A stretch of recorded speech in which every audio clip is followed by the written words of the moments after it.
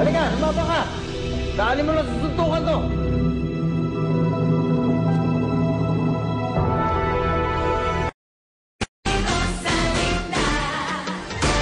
Hindi ako lalaban sa'yo, Alex. Pwede kang lumaban. Huwag ka. Si Rosalinda na ang kaya mo. Balik ka daw, balik ka, doon! Lumaba ka! Alam kong madalas kong nasasaktan ng loob ng asawa ko. Pero hindi ibig sabihin nun hindi ko siya mahal. Mahal na mahal ko siya, Alex. Kaya kahit na magalit ka, hahanapin ko at gagawin ko lahat para magkasundo ulit kami ng asawa ko.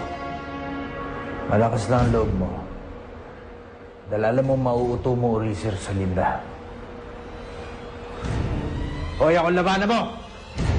Balik ka dito! Hoy, lumaba ka!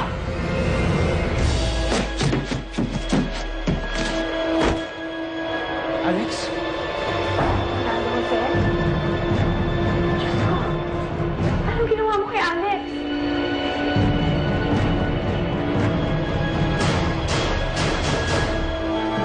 Nasaan yung mga magulang ni Fernando Jose? Hindi ko kilala ng personal ang tunay na ina niya.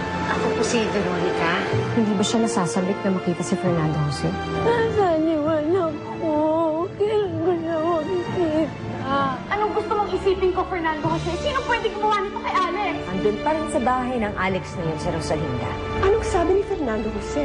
Kung gusto niya sumama dun sa Alex na yan, wala na akong pakialam. Ano ba kasing nangyari? Paano ka nahulog sa hagdanan?